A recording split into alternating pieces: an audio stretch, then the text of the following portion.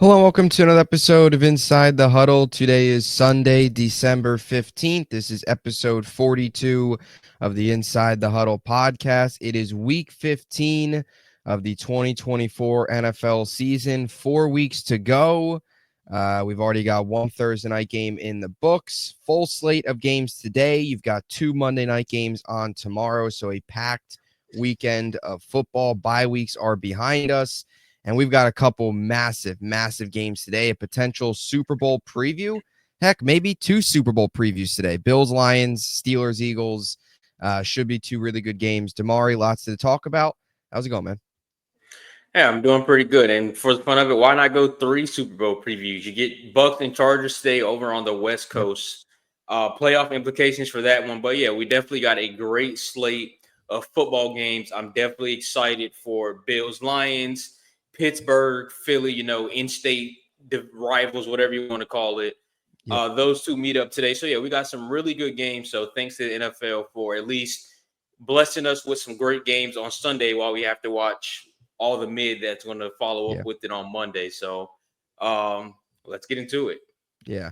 Yeah. You make a good point. The Monday games they just scream mid. Bears, Vikings, and Falcons, Raiders is going to be a long one. That's going to be it's going to be a 8:30 doozy. kickoff. Yeah. I'm sleeping You early know, tomorrow night. yeah, it's that one's, yeah, if you go to bed at 9, I don't think you're going to be missing much in that one. If we're being Yeah. honest, probably better off. But yeah, today though, there's a lot of great games, and you made a good point. Potentially 3 Super Bowl previews here. Now we'll get to one of them, the biggest one of the day by far, arguably probably the biggest game so far of the season. I think we could probably make the case a couple weeks ago when Kansas City went to Buffalo. That was like the big game so far in the season.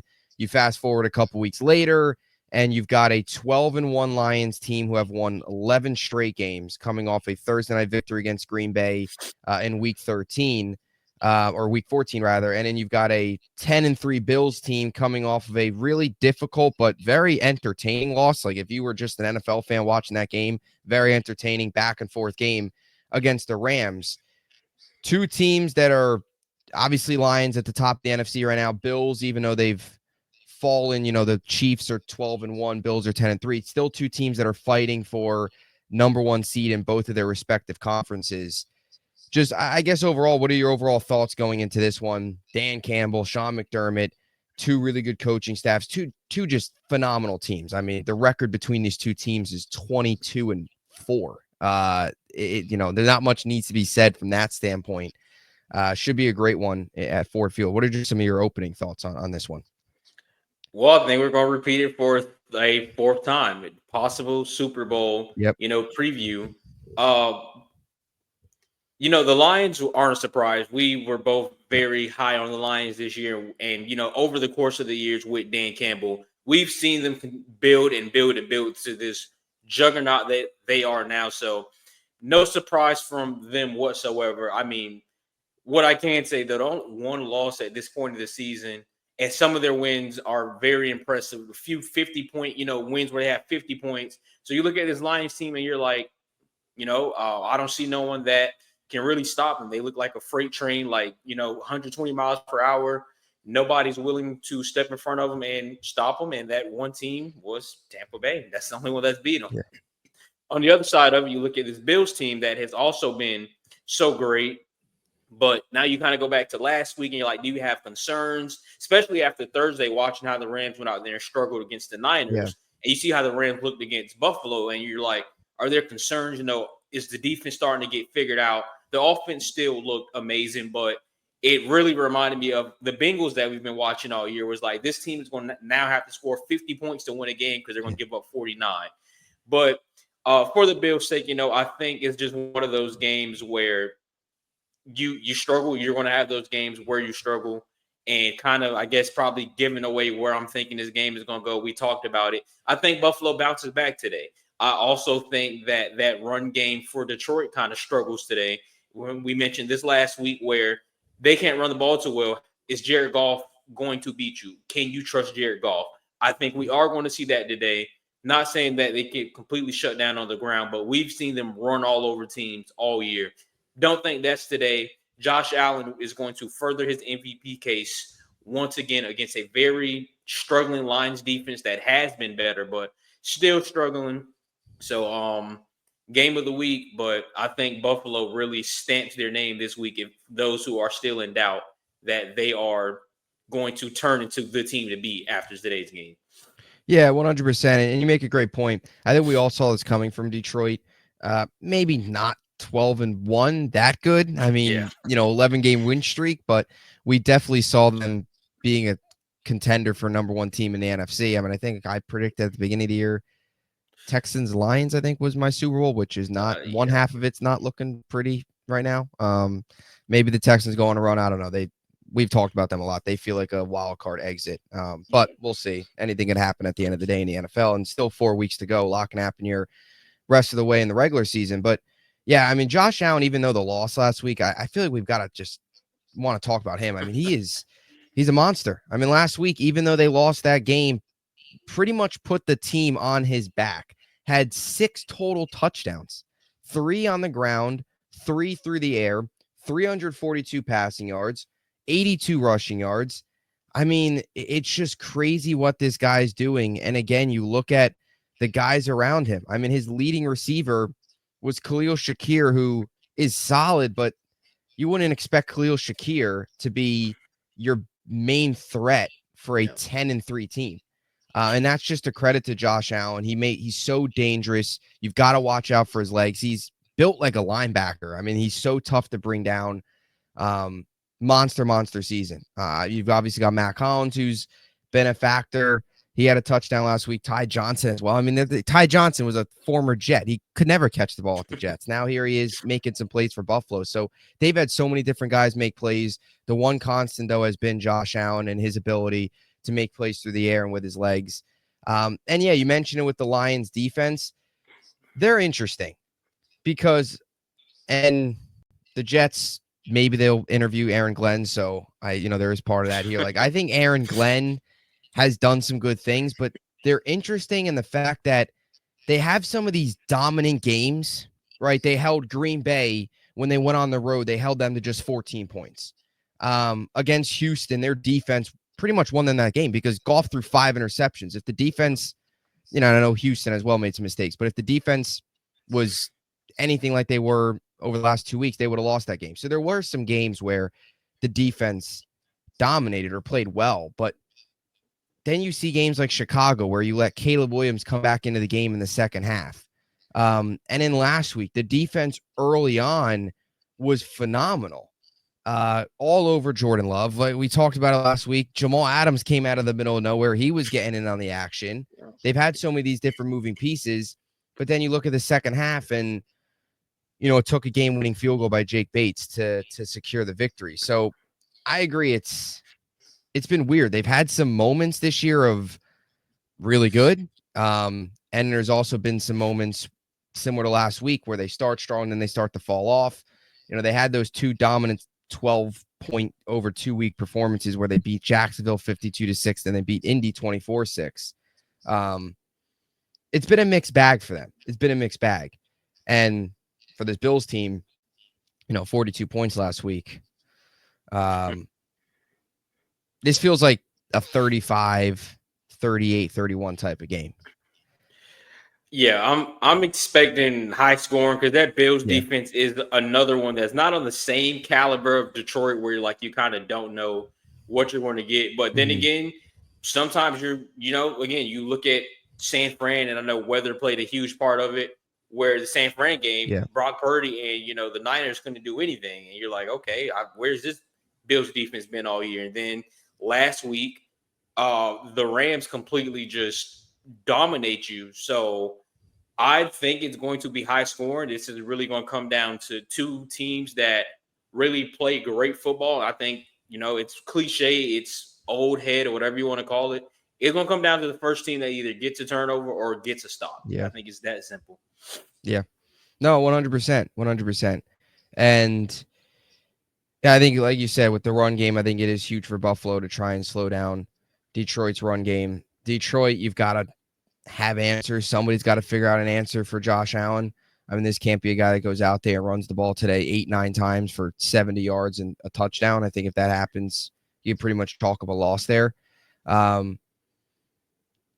This is, does it feel like if the Bills were to lose today, I guess, do you feel there would be any sense of like, I don't know, I don't want to say panic, but any worry amongst you feel them if they would to lose back to back? If the defense, let's say Detroit goes out there today and puts up 38 on them, do you then start to worry about their defense that's 44 and 38 back to back weeks at all? You have to. You absolutely have to. We're seeing this new, this new stage in NFL, especially during the playoff time. It kind of shifted where playoff games we're expecting 24-17. We're seeing shootouts in the playoffs now. So it is going to be a concern because, if a Josh Allen game where Josh Allen isn't Superman, it isn't going to give you 6 total touchdowns. What happened, if Josh Allen goes out there 185, a touchdown, 2 interceptions, offense can't generate anything. Is the defense going to step up? Is the defense going to help you win games or at least keep you in the game for 4 quarters to where in all Josh Allen magic can happen? If they go out there, they give up 30 plus points, you kind of got to start to raise the red flags, because I don't think they're going to get too far in the playoffs with the defense that's kind of, just getting smothered every week. Yeah. And that would be another thing too, just looking at, some of these numbers. If the Bills would to lose today and Detroit would to put up 30 plus points, they'd be 0-3 in games where they allow 30 points. So not that that's not that that's too surprising, but it kind of shows you that tendency of if their defense doesn't at least hold them to below 30, they're having a tough time winning shootouts. They couldn't win the shootout last week. If they can't win the shootout this week, and then earlier in the year in Baltimore when they went on the road, they got smoked in that game. That was the Thursday night game, or no, Sunday night game, I believe it was. One of the prime time. I think it was Sunday night when Derrick Henry ran all over him. Yeah. Could not stop him. So that was a blowout as well. But, look, after this, though, the Bills do have New England, the Jets, and New England. So there's still a good case to be made. If they lose this game, they're probably finishing 13-4.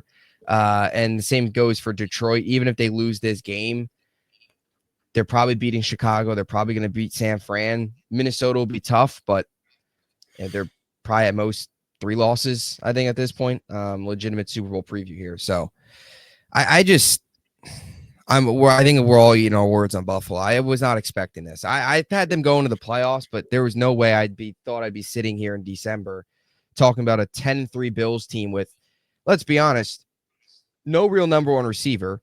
I mean, Amari Cooper has come in. He was hurt there a little while. He's been solid, but he hasn't been what Diggs was for them. He's not a legitimate, he's not been an elite number 1. I mean, you got Matt Collins showing up to the games barefoot, and this team's they're winning games. And I got to give a lot of credit to Josh Allen, because we've talked about his turnover problems a ton, talked about how he's, sometimes reckless. This year, it really feels like he's better when he's free in a way, right? Doesn't have Diggs, doesn't have to worry about, Diggs' feelings. He's just find the guy that's open, throw it to him, and move on. You're not going to have, Shakir, Matt Collins is going to be coming up to him complaining. They just want to win. I think it's been big. He said that when Diggs kind of got traded, and within that week, I believe so. Yeah, it was like, well, now you don't have to worry about a guy that's worried about stats. I can go out there and just ball and have fun. And 100%. Now now we're seeing it where kind of makes me think where a lot of those Josh Allen arm punts almost forcing the ball to Diggs just for Diggs is happy. So props to Josh Allen, but he's definitely been on a different level this year. Yeah, 100%. So that's the first potential Super Bowl preview here. The second one comes in Pittsburgh, or in Philly rather, between Pittsburgh and the Eagles, a battle of Pennsylvania. 10-3 Steelers team. Russell Wilson is balling. Another surprise. I mean, the NFL is crazy. Here we are talking December 15th of 2024, and we're talking about Russell Wilson in a potential Super Bowl preview. So anything can happen in this league. And you've got the Eagles, who are 11-2. We'll start with the Eagles just because there's been some drama. I'll be honest. I don't think, and their fan base, and this is what annoys the heck out of me about Eagles fans, everything Philly related. They are 11-2. 11-2. And the news coming out of this team, you would think they were 2-11. I mean, it's pathetic. You've got AJ Brown. I think it's ridiculous. You are 11-2. You have a chance to potentially still win the NFC, get the number 1 seed, and we're complaining. And you've got fans. I was listening to a little bit of Philly sports radio this week. You've still got fans complaining about Sirianni. You have fans now complaining about the whole AJ Brown situation. Like, you're 11-2. The things I would do right now to be 11-2, getting ready to face a 10-3 Steelers team at home. I mean, it's ridiculous. And this is why this is everything. Just why I hate Philly. Like, they're 11-2 and they're still complaining. You've got players complaining. It's ridiculous. You've got an MVP candidate at running back. I mean, like, you've won what? They're 9 straight games. You haven't lost a game since September. It's ridiculous. It's ridiculous. Thoughts? You're going to win the division. I get it. From the Eagles, from the drama perspective of it, I get it. From AJ Brown's perspective of it, I get it. And I understand your point. I'm right with you where it's like, okay, you're 11-2. How bad can it possibly be? You are running away with the division.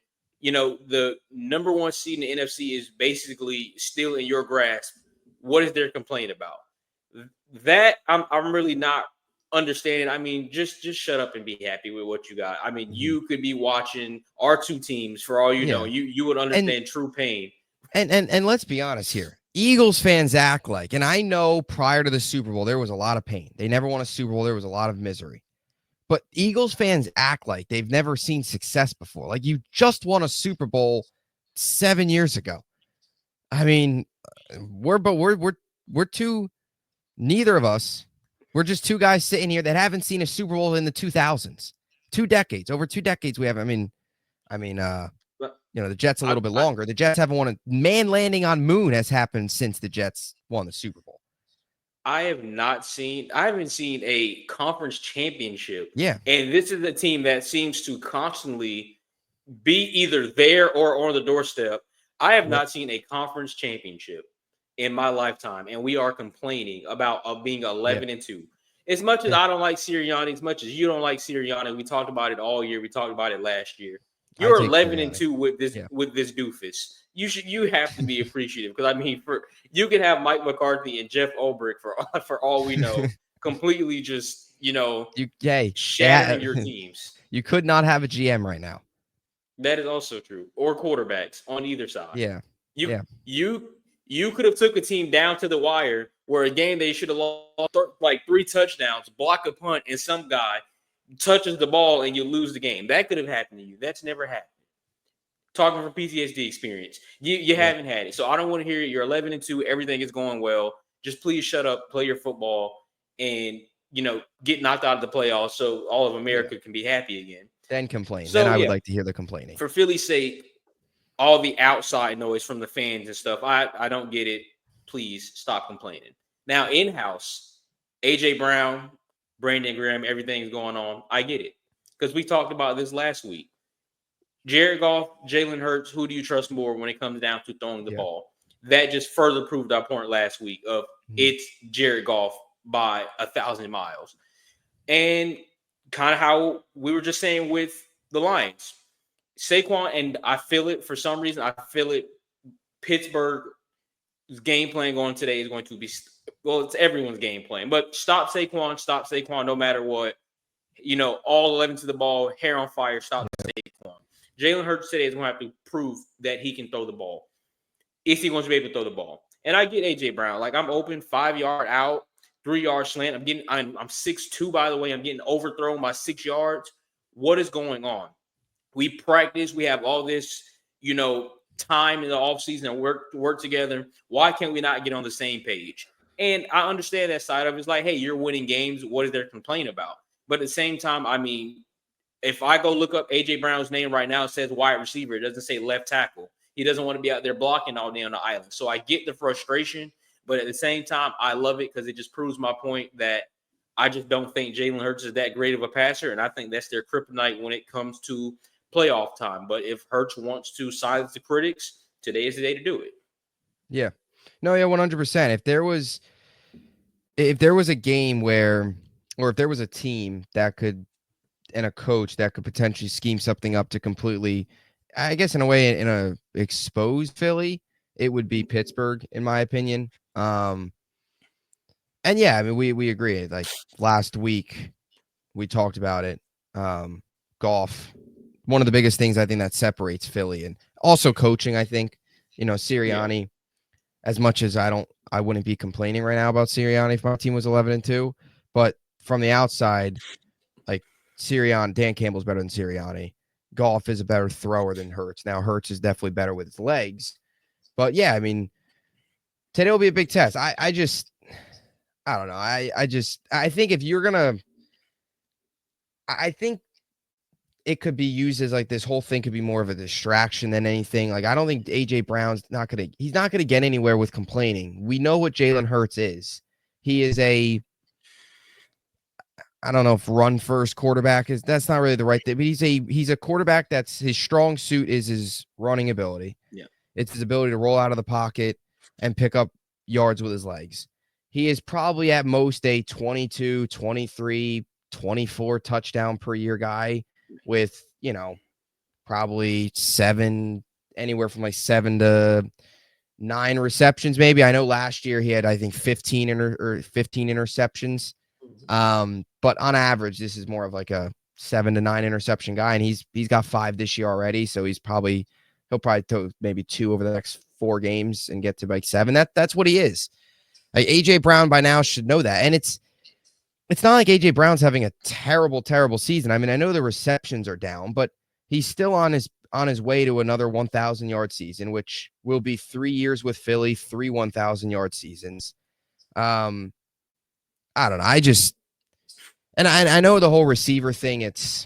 We talked about this, I think, in the offseason, just about receivers and the rap that they get. Like their position is 100% reliant on somebody else. They're one of the only positions in football that they have to rely on somebody else to get them the ball in order for them to have success.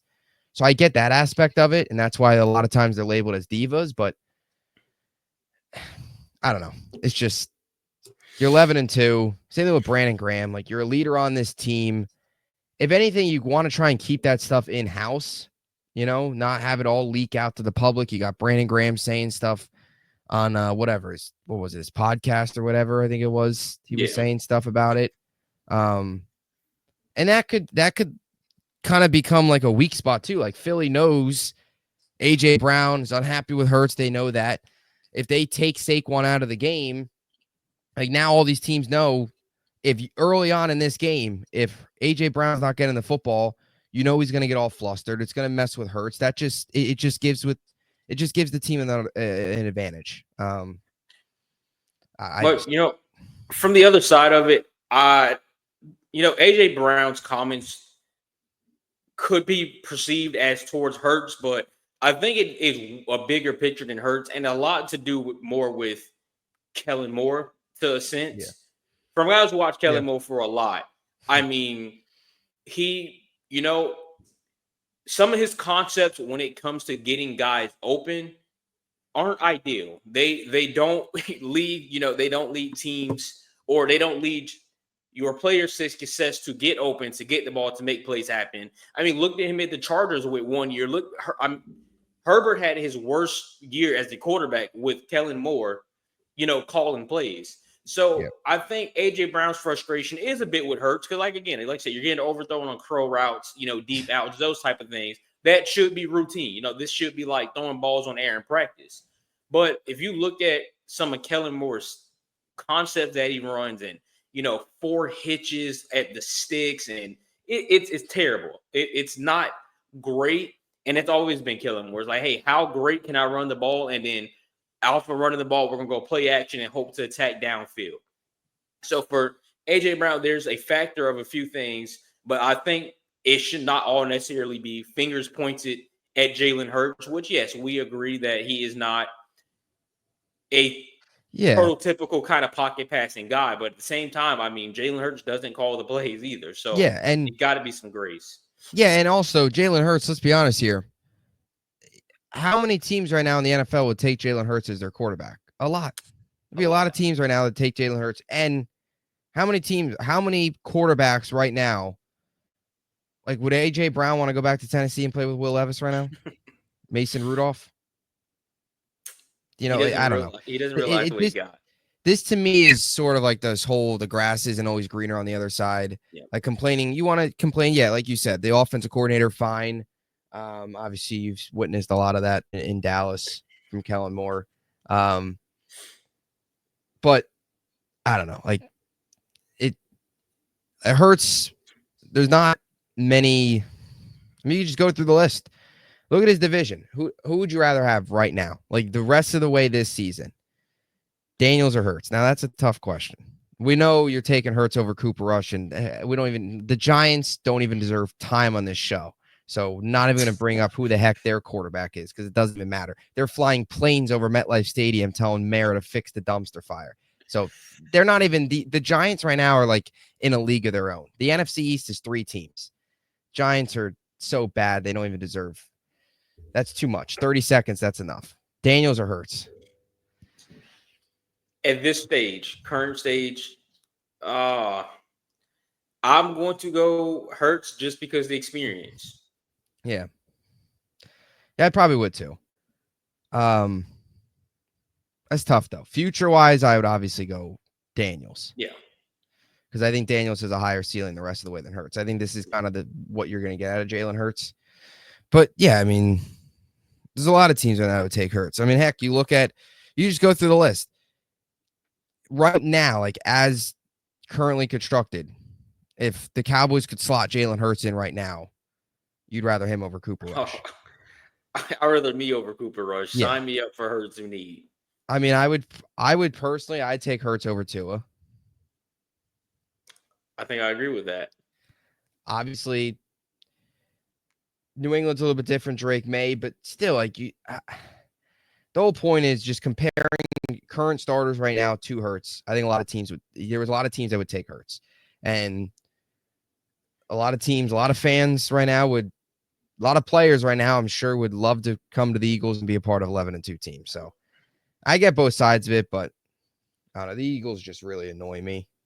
They're my least favorite NFC team for no real reason. The Eagles have never done anything to me. Like we play them once every 4 years. If anything, like we beat them last year. So if anything, I shouldn't have any real hatred to them. We kind of started their downfall, but it's just, I don't know. Anyway, Pittsburgh, less drama. Let Russ cook. Who knew the whole let Russ cook thing just needed time. It needed time to warm up, reach a boil. And now we're cooking. I mean, this guy, it's unbelievable it's Russell Wilson's one of these guys that just makes the NFL so, I guess, great in a way. This is a guy that was done. I mean, he was done. He started the year behind Fields. I know he was hurt, but a guy that in his first game with the Steelers against the Jets, he was getting booed early in the game because the offense wasn't moving the football. And now here he is. The last 2 weeks has thrown 5 touchdowns. He had 414 yards against Cincy. He looks like his old self. 12 touchdowns on the season, and he's got a Steelers team that's 10-3. And the biggest thing that we've talked about with this Steelers team over the last couple of years is no quarterback play. Right? Last year, we all knew going into that Buffalo game, there was no chance they were walking out of there with Mason Rudolph on top. But you look at the Steelers team now, I don't think it's crazy to say right now that they can go into, well, first week of the playoffs, they would face the Chargers as of currently constructed, but like with the way the playoffs shape out. But now you look at the Steelers team, I don't think it's crazy to say they can go into a Kansas City, maybe heck even go into a Buffalo with the way they're playing. Well coached, have a quarterback, got weapons, good defense. AFC North, always physical, like a gritty team that can go deep. What are your thoughts on Pittsburgh? The whole let Russ cook train. Yeah. It wasn't a bad take. It was just too early. He tried to cook too early. Yeah. Wrong situation. I got to give Russ his props. This is another Didn't guy have, that didn't have the right ingredients. Yeah, he didn't have the right ingredients. Needed to start over. Now he's all good. I'm going to give him props. I will live the rest of my life giving Mike Tomlin props. And I think we've probably said this in 6 straight shows. I don't care. Make it 7. Mike Tomlin is phenomenal. He's a phenomenal coach, phenomenal leader. That is why he will continue to be successful. And just the two of them together has been special. I mean, this is a team, again, we thought probably weren't going to be that good and would be completely carried by the defense if there was going to be any form of competitiveness or even to make the playoffs. Don't get me wrong, the defense has been good, but they just scored 40 points, like 44 points from the Pittsburgh Steelers. I can't remember the last time I've seen that. So for Russ and Tomlin, I mean, I'm happy Russ he's getting the chance that he's getting the opportunity because, you know, this guy in Seattle that was so good, struggled in Denver, and everyone, it was just so much hate coming his way. And now he's come over to this new team. And like, even the fans weren't on board with it at first. And they're like, why would you bench Fields? And when Fields is playing so good, why would you start Russ? Mike Tomlin, what are you doing? And now you see what Mike Tomlin's doing. And Mike Tomlin, you know, had a reasonable response. I'm compensated well for a reason. Like, let me do my job. So, I mean, Pittsburgh has been cooking.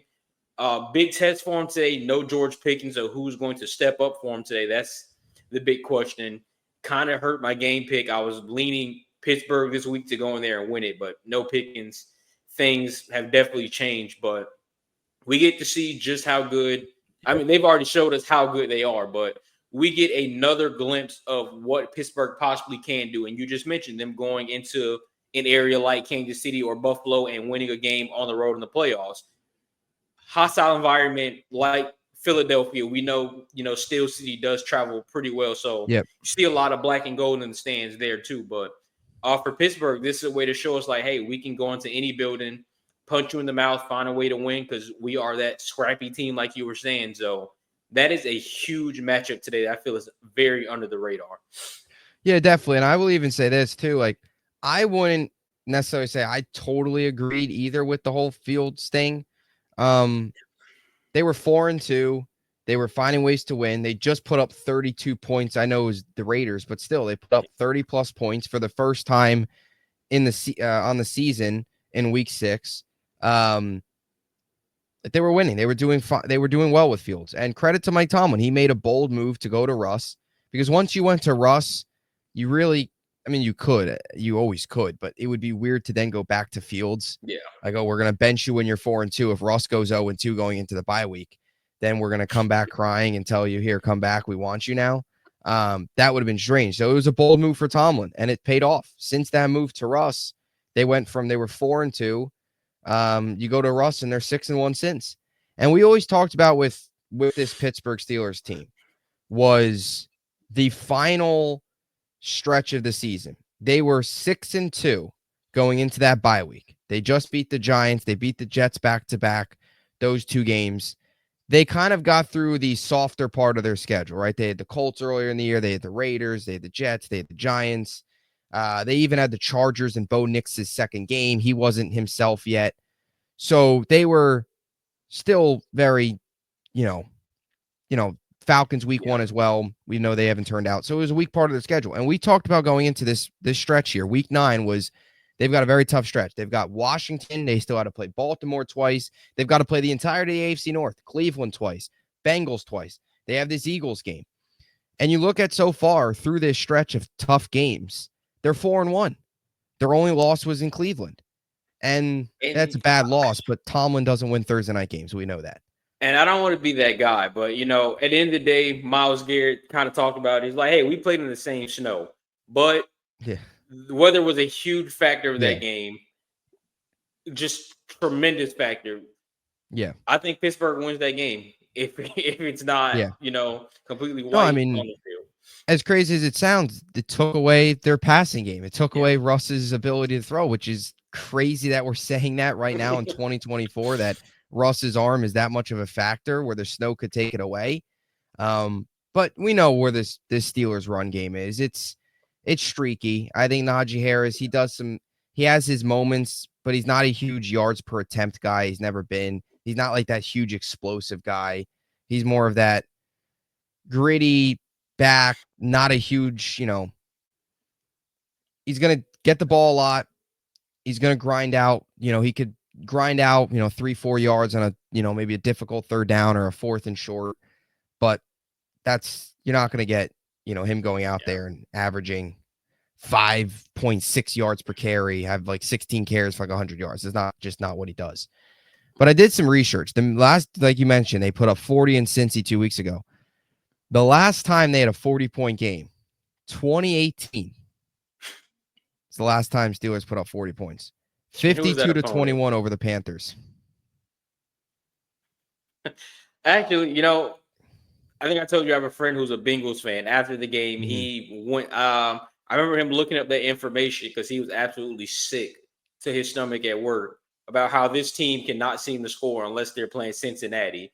And it was quite funny to kind of put that together. Like, they have not scored that many points in 6 years, and they picked the Cincinnati Bengals to do it against on the road. That's tough. By the way, your top 2 receivers in this game for the Steelers, Antonio Brown and Juju Smith-Schuster. Interesting. That was what a time. Yes. James Conner led the team rushing. CMC had 3 touchdowns, 2 receiving, 1 rushing. Cam Newton threw for 2 touchdowns. What a weird time. That does not even feel like a real time in life. Like, I feel like I don't remember McCaffrey anywhere but San Fran. Yeah. James Conner was the backup running back and just beat cancer and fit. Oh my goodness. That's it's so weird. I feel like I don't remember ever like CMC and Cam Newton ever connecting on a touchdown pass. Like that that was random too. Wait, I think I remember one, and it's the good old Clay Matthews clip. We're like, it's the wheel route. It's like, oh, you watch film. Yeah, that is true. Watch this. And he does the Texas route, but that's it. Yeah.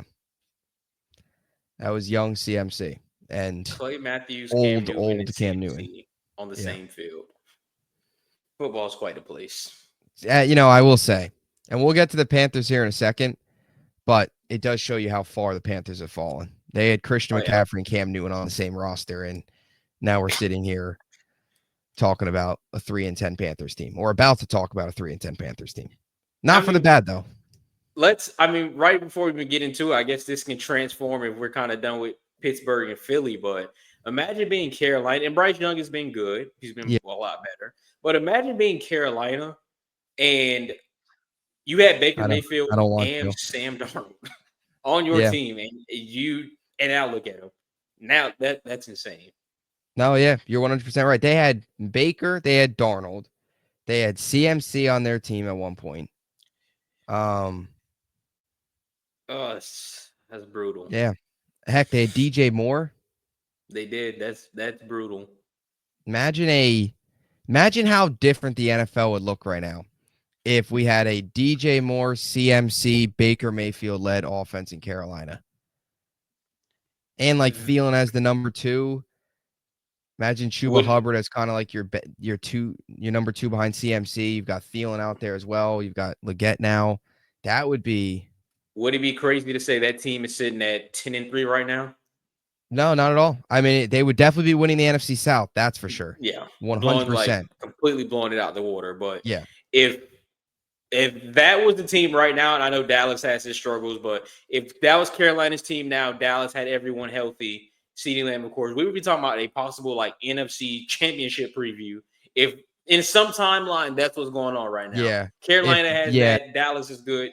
Carolina, yeah, exactly. Dallas still has Dak. They're healthy. Like if you had Dallas last year happening this season, and they were like 10-3 or whatever right now, and then you had Baker and like an alternate universe, that would be. What's so sad is like and I always say this with the Jets. There's so many times where the football gods is like telling the Jets to do stuff and they don't do it.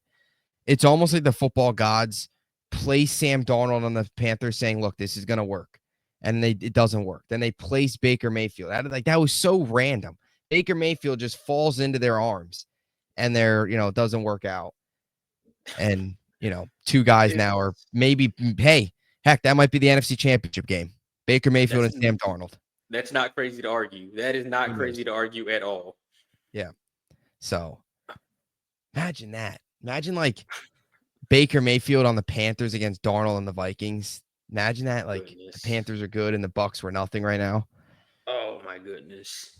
That would be somewhere on Earth 762. That's what's going on right now. somewhere on this universe. Anyway, let's get to the Panthers. We're already talking about them. They're 3-10. Usually when we talk about the Panthers, it's really bad. I think the one time we talked about the Panthers, it was so bad that we got talking about how, the Charlotte Hornets as well. And Yeah, we just went through the Carolina as a whole hell. Yeah, it was the whole city of Charlotte. we were basically just bashing the city at that point. Today we're not going to do that. They are much more, they're competitive. Bryce Young looks better. Bryce Young is an example here of, I don't want to say one of the only examples because I'm sure it's worked before, but I feel like it hasn't worked in a while, where a quarterback in either year 1, year 2 gets benched and then comes away from the benching and actually looks like he's benefited from it. Now there is past examples, but I can't think of a really, really recent example of that happening. Mm-hmm. Now you do have your Darnolds and your Mayfields, like we were just talking about. Those guys are different though. They've bounced around. Now they're good. It's not like Bryce, there is guys that didn't work in place number 1 and then moved on and worked out later in their career. He got benched. Same team around him took what? I think Dalton started for 5 weeks, and then he got, I think it was the Washington game, I believe it was, where Bryce Young then came in that blowout, and then Bryce Young took over after that. And he's looked much better. He's looked a lot better than he was last year. And this is a Panthers team that is favored today against the Cowboys. I know that's probably disappointing, but they lost by 3 against Kansas City, lost in overtime to Tampa by 3. And last week, if it wasn't for the drop, they probably beat Philly. And instead of talking about, instead of me defending the Eagles and like Jalen Hurts, I might be on the page of, they just lost to the Panthers. You've got A.J. Brown complaining. I sort of understand why. They just lost to the Panthers at home, but they found a way to escape with a victory, Philly. And Bryce Young looked good. Like he's looked good. He's getting better. What are your thoughts on him so far? I think it's still too early to maybe say he's the future, but from what he looked like early in the year to his rookie season, it was bad.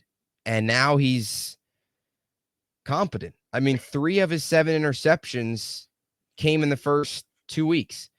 Since that point, he's been much better. And he went, 3-game stretch off, throwing a pick up until last week. This is probably the best football he's played.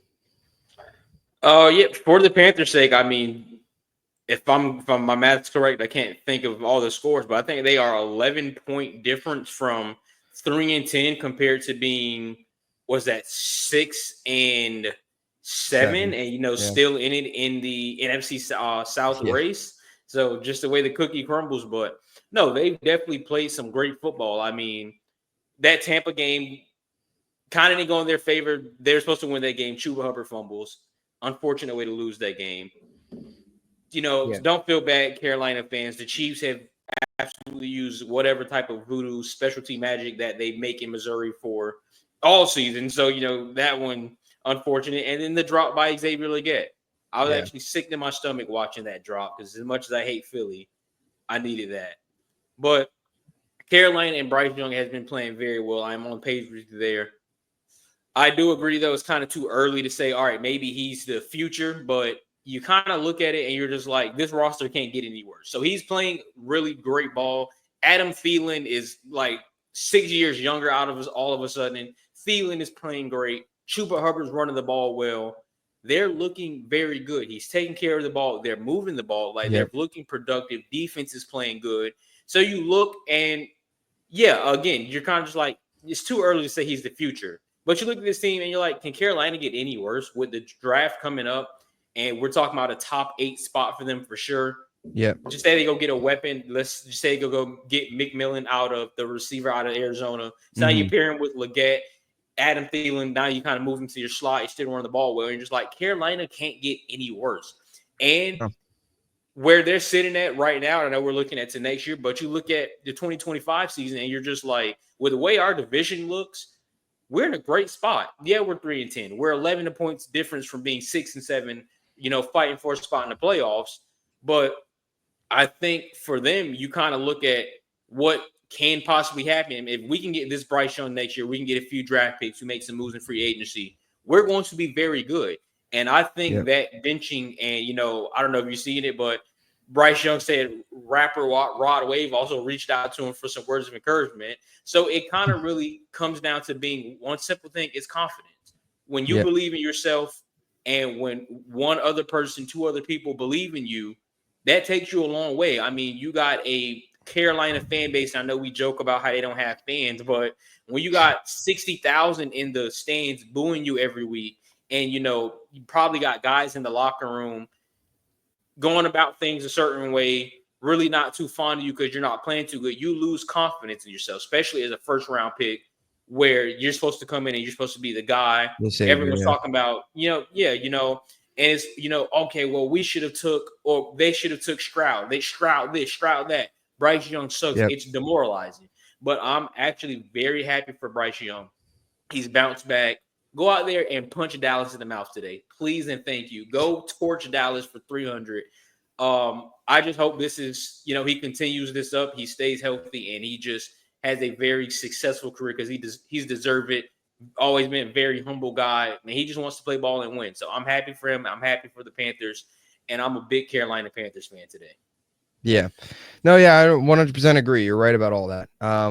You could definitely tell the confidence was down. And heck, getting benched is probably the worst of them all. It's one thing to go out there and not perform well, but getting benched is, while everybody always says, oh, this isn't the end of the road. All the coaches always have their coaches speak. This is for him, for the better of him. Like getting benched is the ultimate confidence dropper, especially when you're the first overall pick and you're not even, it was so early. It wasn't even halfway. It was 2 games into year 2 and you're already getting benched for Andy Dalton, obviously a veteran who nobody in America needs to watch.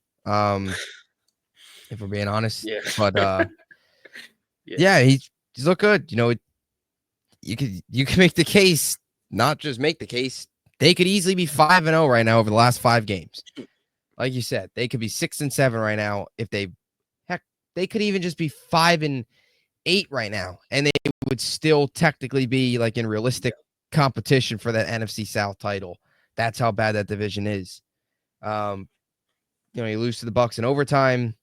Leggett drop against Philly, which is brutal. And that's the other thing too. Like he is doing everything he can to win these games. None of these games have been on him. They've just been, the drop, the Chiefs voodoo magic. That's really what it is. I'm happy for him too. I am. And the Panthers have a real shot here to turn this thing around maybe quicker than some believe. Chuba Hubbard's awesome. He's an excellent running back. Great. He's been really a gem for them. A 4th round pick. He's been excellent. Big, massive season this year. First time hitting over 1,000 yards. So that's a guy that's, cornerstone piece. Unfortunately, Jonathan Brooks, awful injury news with him, going down again. You've got Thielen, a veteran, probably gone after this year. I don't know his exact contract.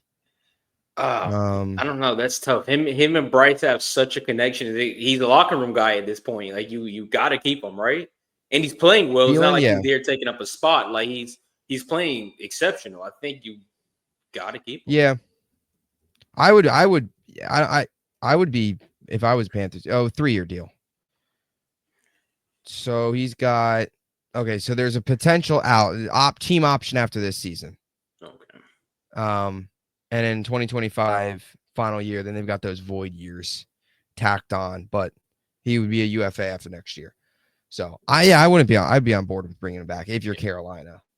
Solid veteran, especially if you're going to draft a rookie, to have a veteran in that room to help that rookie wide receiver, whether that be a McMillan, whoever that might be. Leggett he's a rookie. The drop was bad, but he's done some good things. I don't know. What else do you feel like talent-wise? How far are they? Right now, or you're saying right now what they can be? Well, I guess right now and what they can be. Assuming Bryce Young continues to get better. You have Chuba Hubbard, who's already kind of established himself. I Thielen honestly, is established, but he's not the future. I don't think they get too much better. I mean, again, it's almost as if everyone can do what they're doing. I mean, I think we're still waiting on Jatavion Sanders, who they drafted out of Texas, their tight end, to kind of take a step. Leggett, obviously, to take a step. They're both rookies. So, that's as they get better, Ideally, they Adam take a Thielen step gets next more year. watched. They Yeah. do. Yeah, they And do. Thielen gets more watch. that kind of goes into my next point of what I was about to kind of add in, where it's like I expect them to be big spenders for T. Higgins next year. And if you throw T. Higgins in that bunch with Leggett, who Leggett, a rookie, who can learn, Thielen, Thielen's not the same as Minnesota Thielen, but he's still playing pretty good. Chuba Hubbard probably takes another step. I don't know how much more he could, but he's having a great year. This can be a team, and I'm not saying 11, 12 wins. Like, that's outrageous. You'll probably think I had a drink before we hopped on here. So I'm not saying that much, but from what we see from the NFC South, they can go out there and win 9 games. I definitely think so. 9-8 win the division. I think that's honestly the ceiling, if we're being honest, for them next year. Yeah. No, yeah, you make a point. T. Higgins is a good name to bring up. And they're not afraid that they've shown that they can spend. They spent a ton of money on Robert Hunt. They have 5 years, $72 million deal this offseason, I think it was, something like that. Yeah. So they could certainly spend, and it would be a legitimate number one threat, because right now they don't have a legitimate number one threat. Maybe Leggett or the rookie they draft turns into that. And they got in honor of them playing the Cowboys, right? They got the 4th round pick back for Jalen Tolbert. Oh, Jonathan Mingo. Jonathan Mingo, not Jalen Tolbert. What am I when you said when you said Chuba Hubbard's a guy also like out of Oklahoma State, you said Chuba Hubbard was a 4th round pick, but they told me 4th round picks aren't good you don't get nothing good from a 4th round pick in the draft. That's what I thought, because our 4th round pick, one of them has 2 catches for 10 yards in 4 games, and the other one gets $5 million to stand with the clipboard over his mouth like he's Mike McCarthy. So I was just under the impression that a 4th round pick never pans out to be anything. So Chuba Hubbard being a 4th round guy who waited his turn behind CMC and it's completely just taking over that lead role. It's almost like, I don't know, ball or something. This is new to me. New concept of life, I guess. New concept. 4th round picks being used. Maybe should Jerry Jones take notes? What are we going to see this year, Jerry Jones, at the owners' meetings? What are we going to see on the notepad this year? Hopefully we don't see him there. And I'm not talking about, anything outrageous and unhumane like death. I'm just hoping maybe he comes to his senses and sells the team this year. So, who knows? Maybe knowing Jerry Jones, we probably cut Dak and sign Aaron Rodgers. That's here's a question. What it is. Oh yeah. Hey, we take Dak. 1v1 trade. Dak for Rodgers straight up, please. Yeah, why not? I'd do it. Would you rather? What if the Eagles your most hated team? What's your most hated team in the NFL? Definitely the Eagles. Eagles. So, would you give up, or would you rather, like, if it meant the Eagles winning the Super Bowl, or if Jerry Jones selling the team meant the Eagles winning the Super Bowl this year, would you do it? No. Really? So you wouldn't want. So you couldn't do like a trade where Jerry sells the team, but the Eagles win the Super Bowl this year? No. Mm-hmm. Yeah, I kind of. Yeah. Mm-hmm. I don't know. I'm in such a bad spot with my owner, though. I might do it. Just because, like, big picture, while it would suck in the moment, at least big picture. That's maybe, true, I don't know. But I couldn't. The only team realistically that can win the division out of the AFC East this year is the Bills, and I hate the Bills. I cannot sit here and stomach the Bills winning the Super Bowl. I just can't. Especially with us on a down year, how we are, I literally can't. I'm okay. Yeah, I agree. I'm kind of there with you as well. It'd be tough. It's sad that we even have to talk about this. Our owner selling the team. One can dream, one can hope, but it's not happening. Hopefully, both of our owners just go on a vacation together. Yeah, just step away. Yeah, forever. Actually, let's not do this. Speaking of owners, I have to break some news here. We got some breaking news. The Giants now have the same amount of wins as planes flown across MetLife Stadium. They flew another plane today. It says, Mr. Mara, enough. We won't stop until you fire everyone.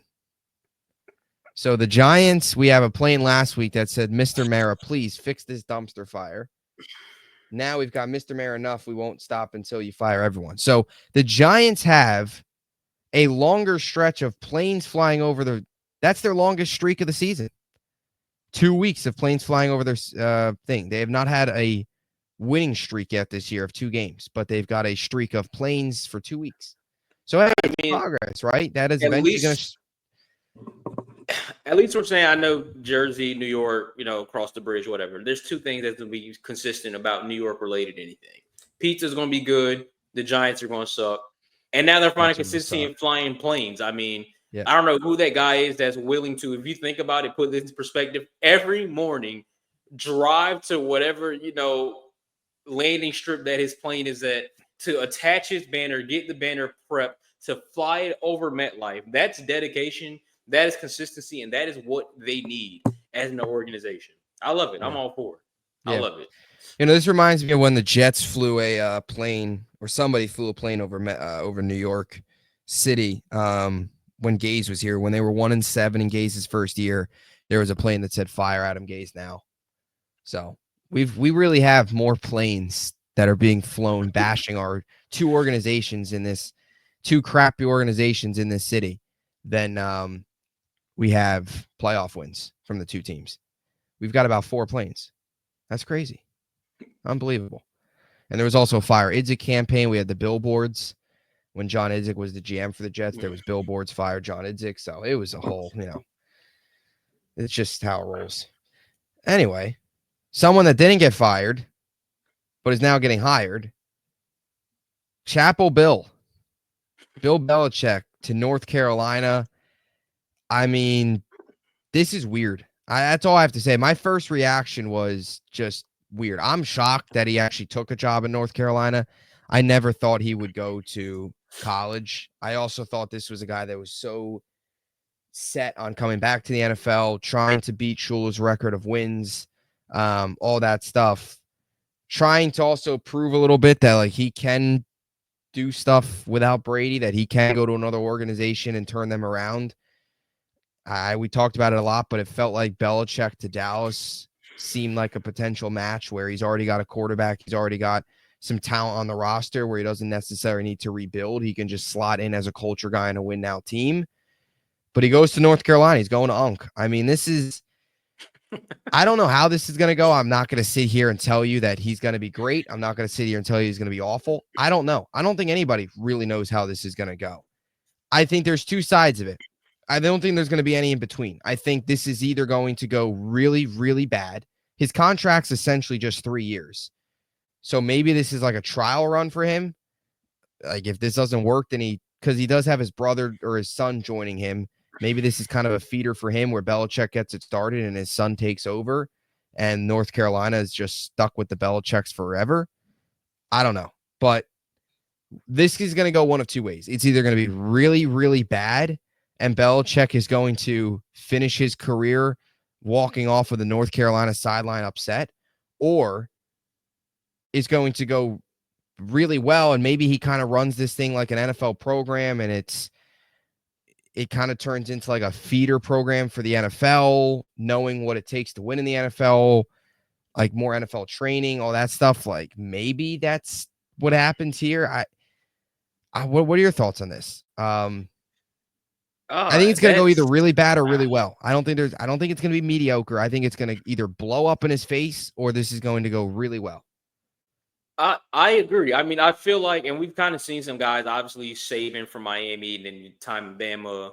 And I think Bill O'Brien is now coaching at Boston College. Yeah. So it seems like it's either going to be like a Nick Saban, and Herm Edwards when he was at Arizona State. Everything goes bad and it's terrible. So for Bill, I mean, I really don't get it. I'm with you on that boat where we're kind of thinking he's going to Dallas. Maybe he just hates Dallas so much he didn't want to stress himself out more. But I don't know. It seems like he doesn't fit in kind of this new age college football with NIL and transfer portal and all those type of things. Belichick has always seemed like the type of guy where it's just like business is business. I'm not doing all the outside factors. If you want to play here, you do. If you don't, great, get on with your business.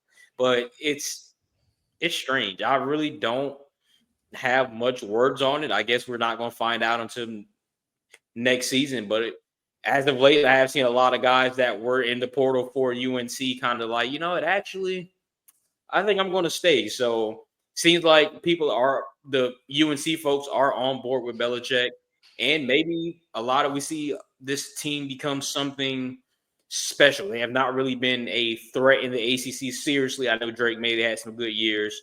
Yeah. Maybe this is a program switcher, or it's not. I don't know. It's not a lot to say. It's confusing.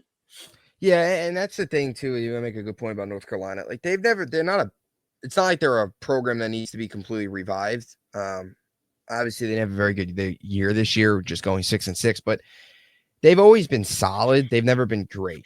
They've never been in the ACC. They've always kind of finished middle of the packish. I mean, just from a college football, like top 25 perspective, they've always kind of finished middle of the pack under Mac Brown. Even some of the years they had with Larry Fedora, they were kind of middle of the pack. Like they've never been great. They're not a consistent like New Year's Six Bowl team. They're certainly obviously not in the expanded college football playoff. They've always been more of a basketball school. We all know that. Not that their football program is bad. It's kind of been okay. Like they're good enough, I guess. They're good enough to get into a bowl game. They're good enough to get into, the Duke's Mayo Bowl. They were in there last year. They can, and then this year, and they're in the Wasabi Fenway Bowl, I think it is.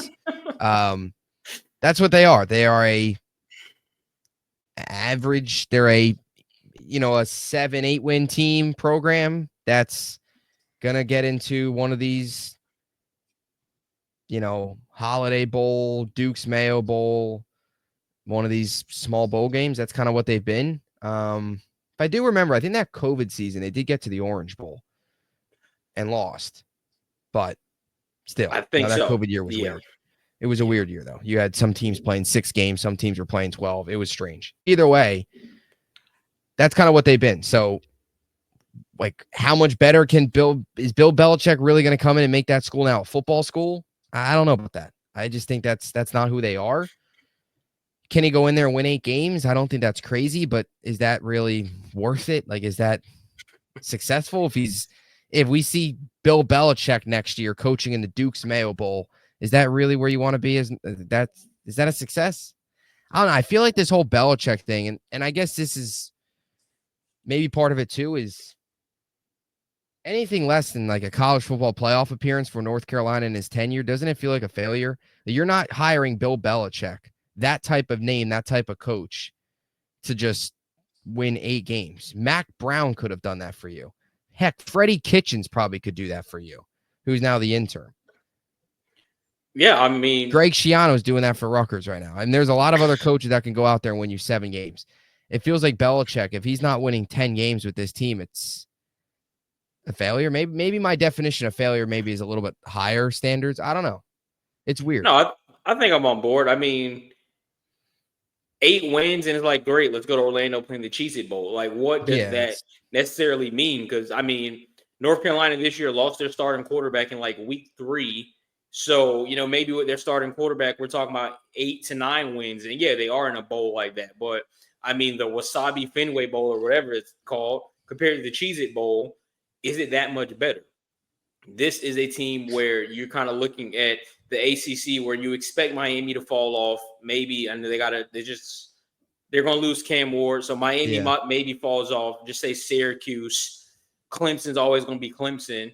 For UNC, it's just like there's no other reason SMU is good, but UNC is just like we have to eventually figure it out. And the ACC is a division that does always seem interchanging. I mean, if newcomer SMU can hop in there, go to the ACC championship, why can't we with Bill Belichick? So I think I'm kind of with you. 8 wins won't get it done. First year, kind of a leeway year, kind of see what it can possibly build to and what it can be. Year 2, got to be college football playoff. No, I 100% agree with that. And I was going to say that as well. He's got to get off to a quick start because I think early on recruits too, I think are kind of there's definitely some he will, bring in, but then there's also probably some that it's kind of like, I don't know, do I want to pay for a 72-year-old Bill Belichick who's never coached significantly in college? But like if he gets off, I think a quick start, he can't win 4 games next year and then win 5 games in year 2 and expect to then build. He's got to get off to a quick start. Like next year, maybe win 7, 8 games. Then the year after, you've got to be making a push. You've got to be ranked. You've got to be a top 20 team. You've got to be making a significant push to maybe get to Carolina and get to the ACC championship game, or at least potentially get to the college football playoff as well. It's got to be quick. It's just the whole like Bill Belichick showing up. It's just strange. Like Bill Belichick showing up into a recruit's living room is just sounds so weird. It's strange. I don't know. It's odd. Maybe it's because I've never seen him. We've never seen him outside the NFL like this. And we're all so surprised that maybe it's just the surprise factor. Like if you would have told me at the beginning of all this, Bill Belichick would be coaching in North Carolina, I would have thought you were crazy. I don't know. And look, Belichick's nothing without Brady. So I just wanted to put that out there. Brady's not going to be the QB's coach, maybe. I think that's just the whole thing, too, of maybe why the NFL was – because it seems like Belichick didn't have much interest around the NFL, and do I really blame them? Not really. I don't know. It's weird. This is it for him, though. Like, if this doesn't work out in North Carolina, forget it. Yeah. He's done. He'll be 75 at that point. I guess his girlfriend will probably be graduated college. Maybe. That's what it's about, putting her through school, I guess. I guess so. Anyway, let's get to our underdog picks. So last week we both went 2-1 again, so we are still just deadlocked. I'm 2020. No, what am I talking about? I'm 22-20. Jeez. I'm all over the place. I'm 22-20. And you are 23-19. So similar to last week, 1 game still separates us. Big week, tough week. Did you want to begin? Well, I want to begin, or do you want me to begin? I guess you can go. I'm going to let you start this week. I went last week. I might change one of mine depending on what you got. I'm going to let you go. Yeah. All right. So for this week, here I go. I've got about 4 to 5 games. I was at 4 at the beginning of the show. Now I bumped up to 5. So I got to pick here between those. I got to get to 3 here. I'll start. We talked about it earlier. I'll go with the Bills here plus 2.5. So I'm just going to take them here to win. I like Detroit a lot. I just think Bills coming off of last week, to me, this just feels like a game to win. Don't love the way Detroit's defense played last week. They're banged up. So I'll take Buffalo here plus 2.5 on the road to pick up their 11th win, and at least for the time being, be 1-0 against Detroit. Maybe those teams meet again in New Orleans, and that changes. But for the time being, Buffalo, to me, after you walk away from this week, is probably the team to beat in the NFL, with them beating 2 of the top teams in each conference. Detroit now, and then Kansas City earlier in the year. So I'll go Buffalo here plus 2.5. Now, some of these other games I was looking at. I was looking at that Giants spread at plus 16.5. That is huge. And it's weird because, like, there's no way that the Ravens have kind of hurt themselves in games this year. At times, they've been their own worst enemy. Is it possible that they come out in this game and, I don't want to say, like, maybe look ahead a little bit coming out of the bye week? Are they a little slow, a little sluggish out of the jump? Maybe. But then again, I realized the Giants are just so bad. There's no way. Even that spread, as big as it is, there's no way I can pick it. Maybe they cover it. Maybe they don't. I'm not going to pick it. So I'm going to move on from that. My actual pick that I'm going to make here, pick number 2, I'm going to go Pittsburgh plus 5.5. I am. I'm going to go Pittsburgh plus 5.5. We talked about earlier. Love what we've been seeing out of Russ. I know they're without Pickens. I think today, though, is going to be a game, more of a low-scoring game here. I don't love, obviously, what happened this week with Philly. So I'm going to go Steelers plus 5.5 on the road to get their 11th win of the season. And Russ, another win. And we've talked about it since the bye week, gets a 5-1 post bye. Now, my next game. This is where things get tough.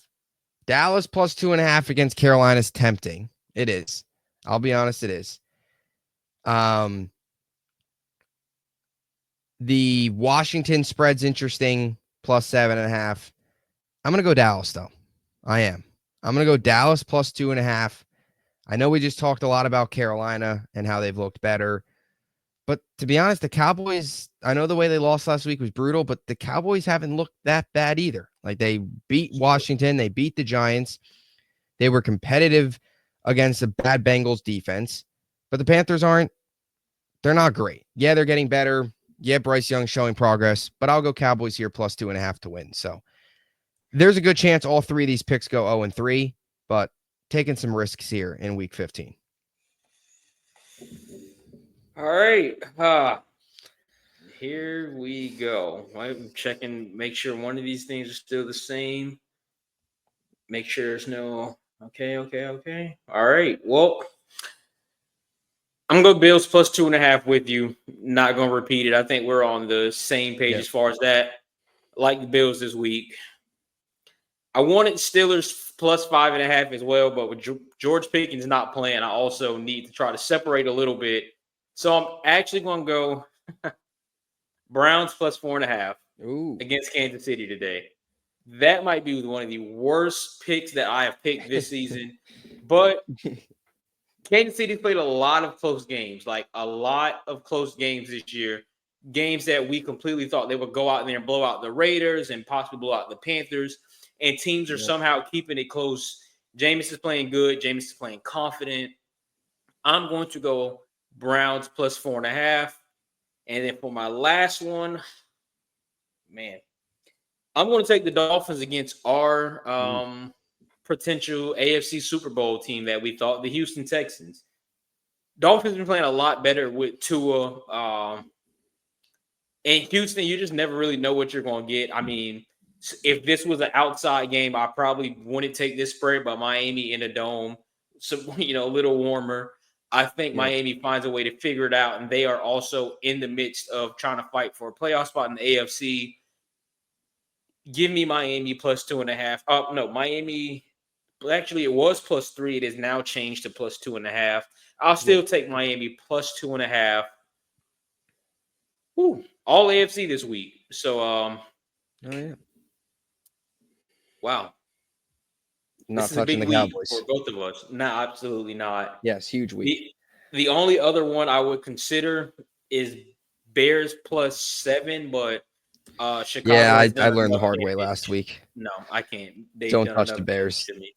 I was like, Bears new coach bump. They had 4 yards of offense in the first half, so I'm never touching the Bears again. I think I'm okay with that. We are getting into crunch time, though, with these picks.